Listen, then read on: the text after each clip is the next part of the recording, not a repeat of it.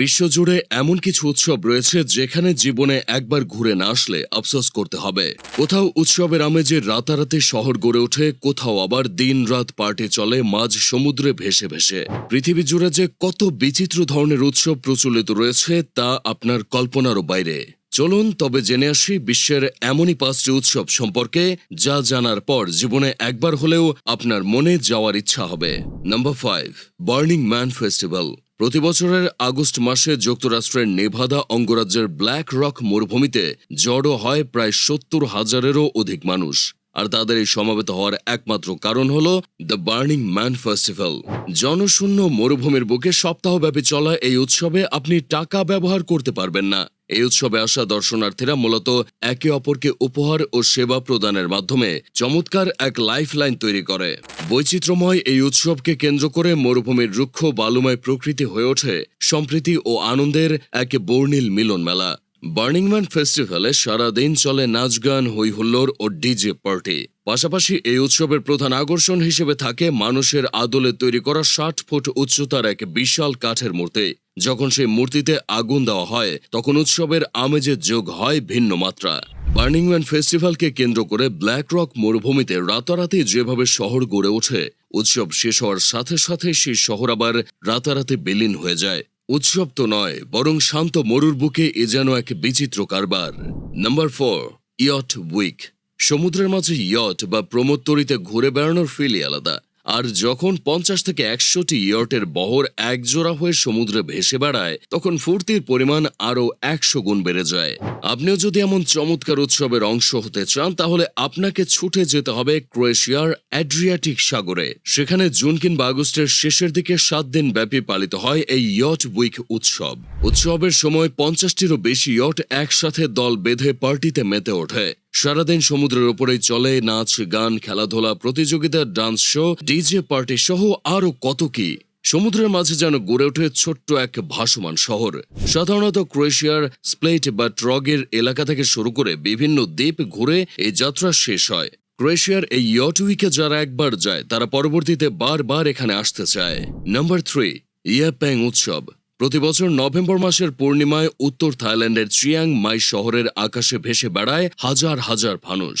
পৃথিবীর আর কোথাও একসাথে এত বেশি সংখ্যক ফানুস ওড়ানো হয় না। দেখে মনে হয় সুবিশাল আকাশ যেন ঢেকে গেছে আলোকোজ্জ্বল ফানুসের চাদরে। আর এমন অবিস্মরণীয় দৃশ্যের সাক্ষী হতে চাইলে আপনাকে যেতে হবে থাইল্যান্ডের ইয়াপ্যাং উৎসবে। বিশ্ববাসীর কাছে এটি লণ্ঠন উৎসব বা আলোর উৎসব নামেই অধিক জনপ্রিয়। বর্ষার শেষ ও শীতের শুরুতে প্রাচীন এই উৎসবটি উদযাপন করে উত্তর থাইল্যান্ডের বাসিন্দারা, যেখানে তারা ঝাঁকে ঝাঁকে ফানুস বা আকাশ প্রদীপ পোড়ানোর মাধ্যমে দুর্ভাগ্যকে বিদায় জানিয়ে নতুন বছরের সুখ শান্তির প্রার্থনা জানায়। থাইল্যান্ডের স্থানীয় ভাষায় এসব ফানুসকে খোম লই নামে ডাকা হয়। তুলনামূলক পাতলা এসব ভাসমান প্রদীপ তৈরি করা হয় বাঁশ, পাতলা কাপড় ও মোমবাতি দিয়ে। এসব প্রদীপে আঁকা থাকে নানা ধরনের চিত্র ও নকশা। থাইল্যান্ডের লোকেরা কেন ইয়াপ্যাং উৎসবে এত এত ফানুস ওড়ায় তা নিয়ে অসংখ্য লোককথা প্রচলিত আছে। অনেকেই বলেন একবার এক ঝাঁক পাখি গৌতম বুদ্ধকে শ্রদ্ধা নিবেদন করার জন্য তাদের ঠোঁট ও নখে প্রজ্বলিত মশাল বহন করে বুদ্ধের চারিদিকে প্রদক্ষিণ করেছিল। তাদের এমন ভক্তিতে মুগ্ধ হয়ে বুদ্ধ ঘোষণা করেন যে পাখিগুলো তাদের এই পুণ্যকর্মের সৌভাগ্যে পরিপূর্ণ পুনর্জন্ম লাভ করবে। এই ঘটনার ধারাবাহিকতায় উত্তর থাইল্যান্ডে ইয়াপ্যাং উৎসবের সময় বুদ্ধকে প্রদীপ নিবেদন করাকে একটি পুণ্যকর্ম হিসেবে গণ্য করা হয়। ফলে নভেম্বর মাসের পূর্ণিমায় উত্তর থাইল্যান্ডের বাসিন্দারা হাতে ফানুস নিয়ে একসাথে খোলা স্থানে জড়ো হয় এবং মিনিটের মধ্যেই রাতের আকাশ পরিণত হয় ফানুসের রাজ্যে। আর এই দৃশ্য নিজ চোখে উপভোগ করার জন্য প্রতি বছর 8 থেকে 10,000 পর্যটক ইয়াপ্যাং উৎসবে অংশগ্রহণ করেন। নাম্বার 2, হারবিন আইস ফেস্টিভ্যাল। রূপকথার গল্পে কিংবা সিনেমার পর্দায় অনেকেই হয়তো বরফের শহর দেখেছেন, যেখানে ঘরবাড়ি, দোকানপাট থেকে শুরু করে সবকিছু বরফের তৈরি থাকে। যদি বলা হয় বাস্তবেও এমন এক বরফের শহর রয়েছে যেটি রূপকথার গল্পের চেয়েও বেশি সুন্দর, তাহলে অবিশ্বাস মনে হতেই পারে। অপরূপ সুন্দর এই শহরের দেখা মেলে চীনের হারবিন শহরের আইস ফেস্টিভ্যাল বা বরফ উৎসবে। জানুয়ারি থেকে শুরু হওয়া এই উৎসব ফেব্রুয়ারি কিংবা মার্চ পর্যন্ত স্থায়ী হয়ে থাকে। তাপমাত্রা বাড়লে বরফ গলতে শুরু করলে উৎসবটি অঘোষিতভাবে সমাপ্ত হয়ে যায়। কোথাও মধ্যযুগের দুর্গ, কোথাও রাজকীয় প্রাসাদ, কোথাও আবার বিশাল আকৃতির ভাস্কর্য। আর এই সব কিছুই তৈরি করা হয় বরফ দিয়ে। এমনকি বরফের তৈরি বার, স্টল এবং থিম পার্কেরও দেখা মেলে হারবিন শহরের এই আইস ফেস্টিভ্যালে। মূলত সংহুয়া নদী থেকে সংগৃহীত বরফ দিয়ে এসব ভাস্কর্য তৈরি করা হয়ে থাকে। আর এই ভাস্কর্যগুলো তৈরি করতে দিন রাত এক করে কাজ করেন কয়েকশো ভাস্কর। বরফের তৈরি ভাস্কর্য দেখার পাশাপাশি দীর্ঘ ঢাল বেয়ে স্লেজ চালানো এবং নানা ধরনের ইভেন্টে অংশগ্রহণ করার সুযোগ পান দর্শনার্থীরা। আর এই উৎসবের সবচেয়ে চমৎকার ও আকর্ষণীয় দিক হল এখানকার রাতের আলোকসজ্জা। বরফের তৈরি ভাস্কর্যগুলোর গা বেয়ে বর্ণিল আলোক রশ্মি ঘুরে বেড়ায়। তখন কয়েক মিনিটের জন্য চোখ থমকে যায়, ভাবনার হারিয়ে যায় কল্পনার জগতে। শৈল্পিকতা ও সৃজনশীলতার ছোঁয়ায় সাধারণ বরফকেও যে নান্দনিক বস্তুতে পরিণত করা যায় তার এক উজ্জ্বল উদাহরণ হল হারবিন শহরের এই আইস ফেস্টিভ্যাল। Number 1, Rio carnival.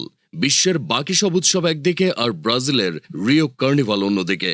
এটি হলো বিশ্বের সবচেয়ে জাঁকজমকপূর্ণ উৎসব, যেখানে প্রায় 20 লক্ষ মানুষ একসাথে অংশগ্রহণ করে। নাচ গান, খাবার দাবার, বর্ণিল পোশাক, রং তামাশা থেকে শুরু করে কি নেই এই উৎসবে। প্রতি বছর এই উৎসবকে কেন্দ্র করে ব্রাজিলের রিও ডি জেনেরিও পরিণত হয় উৎসবের নগরীতে। রিও কার্নিভালের অন্যতম প্রধান আকর্ষণ হলো সাম্বা প্যারেড, যেটিকে বলা হয় বিগেস্ট শো অব আর্থ। জমকালো এই প্যারেডে অংশগ্রহণ করে রিও ডি জেনেরিওর প্রায় 200টি সাম্বা স্কুল। এসব সাম্বা স্কুলের সদস্যরা বিচিত্র ও বাহারি ধরনের সব পোশাক পরে সাম্বা ড্যান্স প্রদর্শন করে। প্যারেডে আসা অতিথিরাও তাদের দেখা দেখেই নাচে মেতে ওঠে। প্যারেডে সাম্বা নাচের মাধ্যমে তুলে ধরা হয় বিভিন্ন ইতিহাস ও গল্প। এক এক আসরে এক এক থিমে সাজানো হয় এই প্যারেড। ব্রাজিলের এই রিও কার্নিভালের ঐতিহ্য 300 বছরেরও অধিক পুরনো। 17 শতকের দিকে পর্তুগিজ উপনিবেশকারীদের হাত ধরে দেশটিতে কার্নিভালের পথ চলা শুরু হয়েছিল।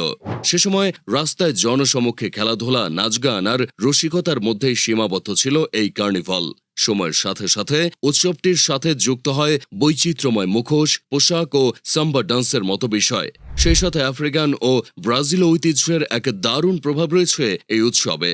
কার্নিভালের সময় রিও ডি জেনেরিও বিভিন্ন স্থানে সাধারণ মানুষদের জন্য বিনামূল্যে কনসার্ট ও পার্টির আয়োজন করা হয়। এই উৎসবের সময় শহরের মদ বিক্রির পরিমাণ 70 থেকে 80% বেড়ে যায়।